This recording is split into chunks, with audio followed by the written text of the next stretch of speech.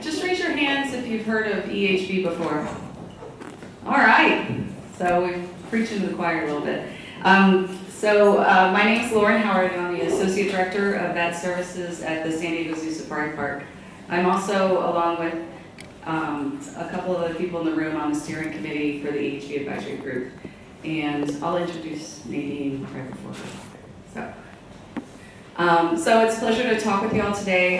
My goal is to get us set up with a baseline of information to set up the rest of the talks for the rest of the day. We'll go pretty quick through introduction to EEHV, which most of you don't need, talk about the advisory group in North America, go over some population information, and I'm going to hand it over to Dr. Lamberski to talk about perceptions of EEHV in Asia, or in Africa. So very simply, what is EEHV? Elephant endotheliotropic herpesvirus. The virus attacks the endothelial cells within the blood vessels, and that's how it gets its extremely awkward name. It is a natural infection of both Asian and African elephants, and it is carried by all Asian and African elephants. Though it's a natural infection, it can also cause fatal hemorrhagic disease, which is what we call EEHV-HD. EEHV hemorrhagic disease can strike or cause death as early as 24 to 48 hours after we know an elephant is sick. Now our work is changing that, and we've been able to increase our success rate with treatment based on some principles I'll be sharing after the break today. The key things to know if you have a case of EEHV in your elephant, that preparation and quick action are the most important ways to get a sick elephant through a case of hemorrhagic disease. Just to clarify one more time, so we'll be talking about EEHV, HD, or hemorrhagic disease today, and that we use that to differentiate it from the virus itself. The EEHV virus is ubiquitous. It's in both Asian and African elephants. It's evolved with them for millions of years. It is not associated with clinical illness, though it can be found in trunk nodules and trunk secretions. EEHV hemorrhagic disease is when the virus gets into the blood at very high levels and causes an acute hemorrhagic disease, which is often fatal. So while I mentioned every elephant has been found to shed EEHV, so all elephants have EEHV, but a certain subset of elephants are affected or impacted by EEHV hemorrhagic disease. And what we found generally is that Asian elephants less than 10 years of age and African elephants less than 15 years of age seem to be the ones with the highest incidence of EEHV hemorrhagic disease. We've found 3 EEHV viruses in Asian elephants and 4 EEHV viruses in African elephants. And the key ones to know about is that EEHV1 causes the majority of illnesses and fatalities in Asian elephants. And as of 2019, EEHV3 appears to be the most significant virus in African elephants, causing illness and death. So EEHV is naturally shed by elephants, so it makes sense that calves would naturally be exposed to the virus. And we think this happens all the time. But there are certain instances where the virus gets into the blood of the calf and causes systemic disease. And that's when we start seeing EEHV hemorrhagic disease. The virus takes over, starts multiplying rapidly, and starts causing that endothelial damage to the capillaries. What we see then is internal hemorrhage, and then we see a form of circulatory shock, or DIC, and eventual death if not treated. Why some elephants are exposed to the virus and go along their way and why others aren't is a big question, and it's something we're working on.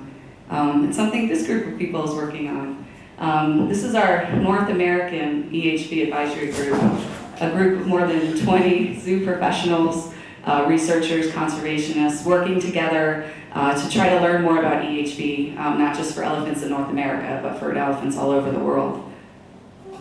Our mission is to disseminate knowledge about EEHV through providing technical assistance and facilitating research and international collaborations. This website, eehvinfo.org, please write it down. If you're not familiar with it, this is a great global resource, one-stop shopping for all of your EEHV information and needs. We've got literature, protocols, recommendations, all kinds of things up there to help you get familiar with EEHV. our group, the EEHV advisory group, will be working with the Indianapolis Zoo and San Diego Zoo Global to host the first ever African-focused EEHV workshop in Indianapolis in February. And Dr. Fayette can tell you more about that as well. She'll be talking this afternoon. But if anyone's interested in coming, let us know. In addition to the North American EEHV advisory group, we have the Asian EEHV working group. This group was founded or established in 2015. We've met 3 times since then, with a 4th meeting coming up very soon. This group brings together range country veterinarians from the majority of the Asian elephant range countries. And it's been a really great way to share updates on cases, but also collaborate, share resources when we have them, identify roadblocks.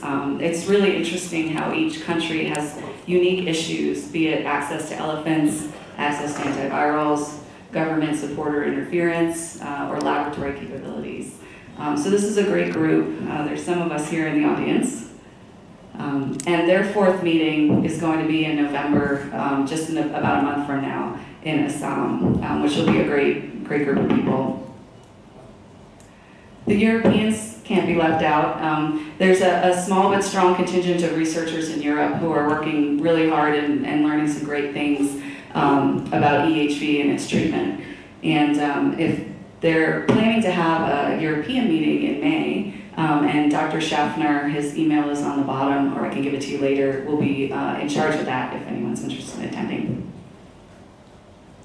So I'm just going to get into some population numbers. Keep in mind that these are estimates.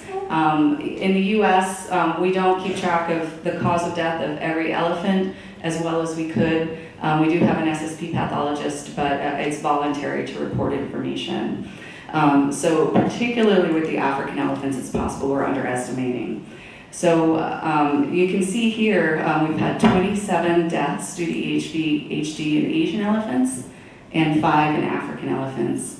And we start with a cohort of elephants born in 1980 or imported in 1980 or later, because that's when the medical records are reliable. So that's why we started there. And if you look in the Asian elephants, 64% of deaths of Asian elephants in this age cohort is due to EEHV, which makes it the single largest cause of death in Asian elephants in North America. Now, we do have survivors as well, and this year alone we've had 3 African elephants and 1 Asian elephant survive EEHV-HD. With the fatality rate in Asian elephants of 64%, it used to be closer to 80, so a lot of the work that we've been doing has been able to reduce that fatality rate, but it's still very high. And about 1/3 of all of our Asian elephants in this cohort have been impacted by EEHV, either death or illness, in North America. Right now, in North America, we have 22 Asian elephants in that at-risk age category from 1 to 9 years of age, just 22 elephants. And amazingly, 9 of these elephants have already survived 1 episode of EEHV hemorrhagic disease. So 5-10 years ago, they wouldn't have made it. Dr. Catherine Perrin from Copenhagen Zoo did a recent look at deaths in Europe. She followed 109 elephants from birth to see if they survived to 8 years of age. And of the 109 elephants, she identified 25 EEHV fatalities in Europe. That's about 1 in 10 birth events in Asian elephants in Europe result in death from EEHV-HD. There's some thought that maybe certain sires were responsible for throwing these EEHV calves, but in her research, over half the sires produced an EEHV calf. And additionally, over half the institutions in the study produced an EEHV calf. So it's very widespread. It's not just isolated to certain herds or elephants. And so going to Asia, the most recent number from our EEHV, Asian EEHV working group is 142 PCR confirmed cases of EEHV hemorrhagic disease throughout Asian elephant range countries. This is likely a gross underestimation because these are the ones that were PCR confirmed, and there's likely many more that have not been. And I'd like to highlight India. So far, researchers in India are the only ones who've been able to dedicate resources to finding EEHV in wild elephants.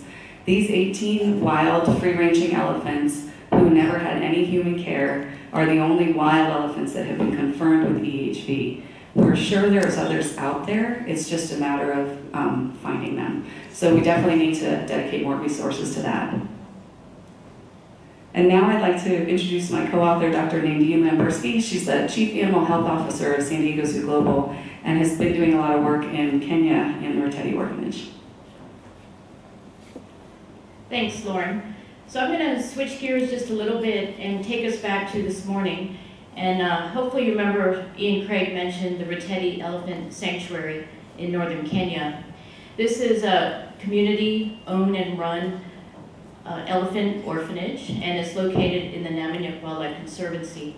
This is located in the Matthews Range, which is where the second largest population of elephants reside in Kenya. So to date, there's been 61 elephants rescued since Ritteti opened in November of 2016. The vast majority of the cases are not due to poaching or human-wildlife conflict. Let's see. This is the poaching and human-wildlife conflict. The vast majority of reasons for rescue are due to separation from the dam or being abandoned, and then the primary cause is falling into wells. So the sanctuary is located in Naminyuk, like I mentioned, and is run by the Samburu, who are semi-nomadic pastoralists. And a lot of their water, as many of you know, is obtained through digging wells. During times of drought, they have to dig deeper and deeper to obtain water, and then the elephants use those wells at night, and that's when the calves can fall in. My first visit to Ritteti was in May of 2017, and that was following a mortality event involving 7 to 8 calves over a 10-day period of time. The diagnosis was thought to be from a bacterial infection, but there is something about that scenario that I can't get out of my mind, and the suspicion of a viral disease contributing to the mortality, it certainly could be possible. And just to highlight some, so I mentioned 61 animals have come in to date. On the bottom is 2016, 17, 18, 19. The blue are animals that went to a facility in Nairobi. These orange color were returned to the herd. The yellow are those that are at Ritteti now, and then the mortality is in the gray. So 9 animals came in 2016, 27 animals came into the facility in 2017, and there were 13 deaths, and again, 7 to 8 of those were in an extremely short period of time. Mortality did decrease to 10 the following year, and in 2019, I'm happy to report, there have been no mortalities at the sanctuary. But in talking to the staff, they are very familiar with herpesvirus in elephants, or the idea of herpesvirus in elephants, and they often point to lesions on the calves, and they mention that they're suspicious of herpesvirus, but to date, we haven't done any diagnostics to confirm this. So I wanted to just see what the impression was in other parts of Africa, and we conducted a survey of wildlife health professionals. And I used 2 listservs. That was the WDA Africa and Middle East section and Wildlife VetNet. And I don't know how many people the surveys went to, but 31 folks responded, so I appreciate it. And it was done in August and September of this year. So we just asked some very basic questions, and this is to help us with the workshop that's going to be on Thursday. So out of 31 responses, 20 were from Southern Africa, 9 from East Africa, and 1 each from North Africa and West Africa. The majority, over 80% of the respondents, were familiar with herpesvirus in Asian elephants. But much less, only 18 were concerned about herpesvirus in African elephants. Of the 31 respondents, 17 had not diagnosed herpesvirus-related disease in elephants, but 5 have. There was an equal number of respondents, 12 and 12, who have seen or not seen skin lesions that they thought were attributed to herpesvirus. and only one person who thought that they diagnosed hemorrhagic disease in a wild African elephant. And I'm happy to say that almost, or 90% of the respondents do want to know more about the impact of herpes virus in wild and orphaned African elephants. So that's all I wanted to talk to you about today. And again, this is just to get some interest in the workshop. That'll be on Thursday. During that workshop, we'll be talking more about individual experiences and then try to get some clarity and agreement in the best samples to collect and the diagnostic laboratories available and what needs to happen for the future. So thank you very much.